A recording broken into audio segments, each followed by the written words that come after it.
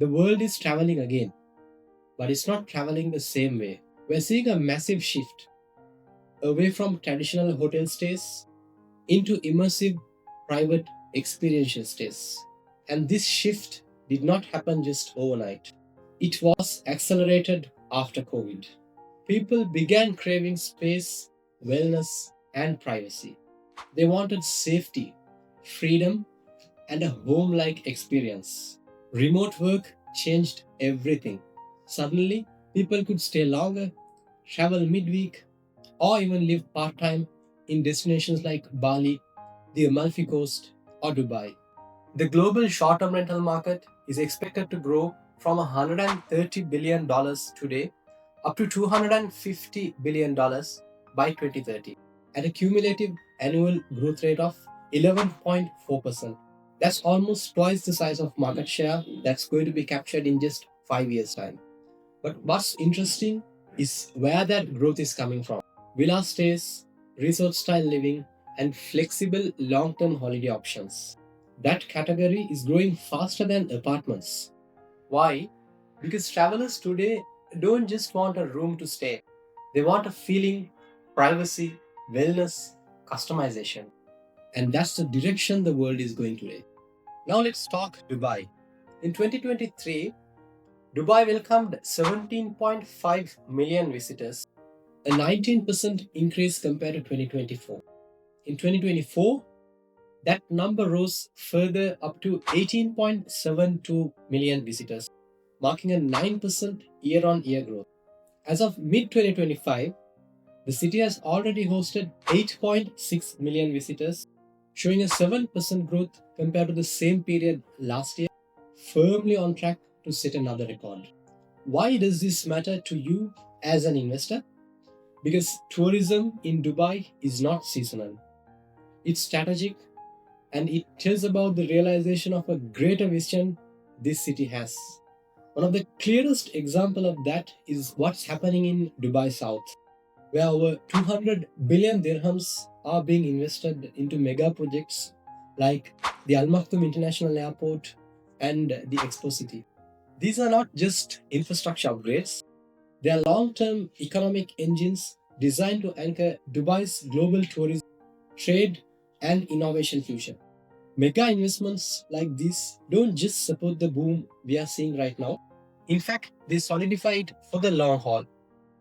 And when a government owns an economic engine this powerful, the smart move is to own real estate around it. Now, coming back to short term rentals, Dubai's Airbnb market is booming, but it's significantly dominated by apartments. Villas and townhouses still dramatically underrepresented. Globally, villas time short term rentals make up to 42% of the market share, but in Dubai, that number is just between 10 to 15% only. Why?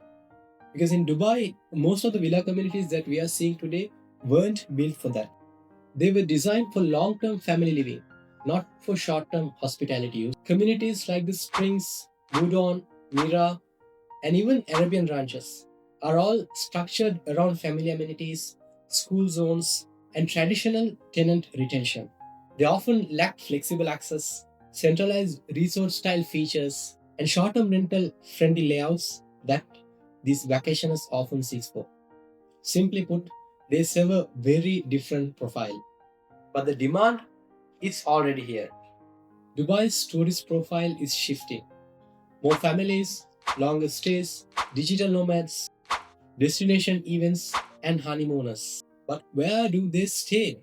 Apartments don't cut it anymore for groups and high paying guests. They want privacy, a lakeside deck, a spa, a space that feels like destination. The issue is most waterfront villas are ultra luxury, be it Palm Jumeirah, the Oasis by Emaar, Tidal Al Ghaf, all great projects, but priced far out of reach for this growing mid luxury short term segment. So the question becomes, what if there was a community offering resort style amenities, waterfront living, and a villa format at a price point that works? So clearly, there is a mismatch here. So far, we've looked at the demand, the mismatch in the current supply, and the opportunity that exists in the villa and townhouse short-term rental segment. But if demand is already here, where will this supply come from? Today, many developers are attempting to respond to this market. We're seeing a wave of interest in creating waterfront communities with resort style amenities. Some are new names, and others are trying to stretch into this segment. Among these, DAMAC has stood out with a clear and repeated intent. They started with DAMAC Lagoons, and more recently, they've introduced a broader lineup of waterfront communities, including DAMAC Islands and now Riverside. But let's be honest, the question is who can actually deliver it? Because this is not just about fancy renderings or lifestyle brochures. These communities need deep infrastructure, capital discipline, and consistent execution. How many developers truly have the financial strength, operational capacity, and long term vision to maintain that promise? DAMAC does. And that's exactly what makes Riverside such a compelling case. DAMAC Riverside is part of a new generation of villas and townhouses designed to serve this demand. It's waterfront, amenitized, and immersive. From floating operas to proposal decks to adventure zones, essential oil lakes, and barbecue islands. It's built for short term appeal, but it works equally well for families and long term users as well. And it's being developed again by none other than DAMAC. That's not what it was 10 years ago. Today's DAMAC is cash rich, management driven, and eager to build a legacy.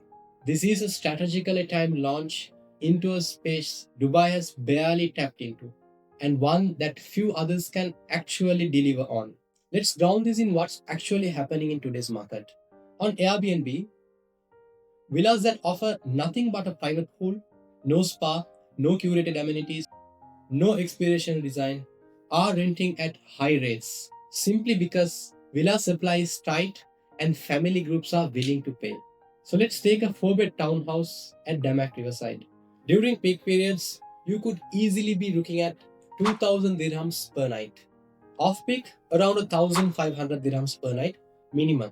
With a fair and realistic occupancy rate of 75%, given the community design and the expected demand, you are looking at approximately 486,000 dirhams of a gross annual revenue. Now, a 5-bed villa, easily 3,500 dirhams per night during peak and 2,500 dirhams during off peak. Same 75% occupancy, that's around 800,000 dirhams of gross annual revenue. After accounting for management, operating costs, and platform fees, a well optimized unit can still deliver 13 to 15% net ROI. And this is even before factoring in capital appreciation. Of course, this is not a one size fits all. Not every unit will perform the same.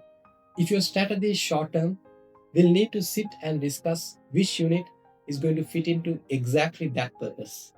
And if you're looking at long term, that's a different strategy altogether. Still very promising, but again, needs a tailored approach. These numbers aren't hype, they're grounded in real market behavior.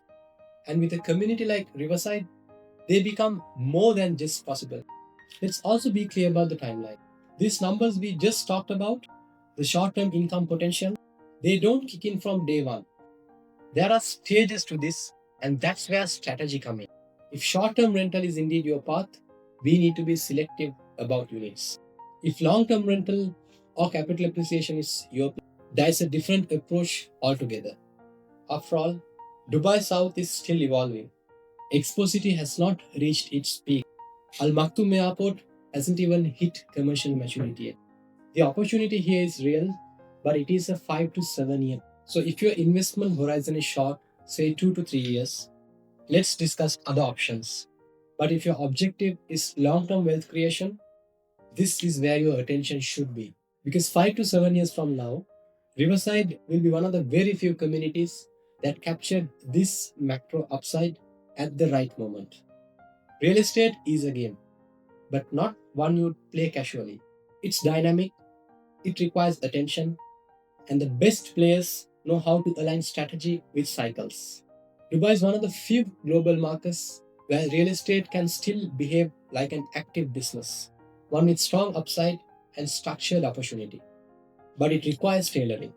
That's why Whether you are considering Riverside or any other project, the key is not just property, it's the plan, the strategy, the match between what you want to achieve and what the market has to offer. And that's something we can sit and build together. If Riverside is your strategy, or if you are simply exploring what Dubai real estate can do for you, let's sit and talk. Whether it's short term rental income, long term capital growth, or even understanding which project fits your goals, we'll tailor the journey together because your investment deserves a strategy, not a sales pitch. My name is Ayash. My contact details are shared below. Reach out and let's start the discussion.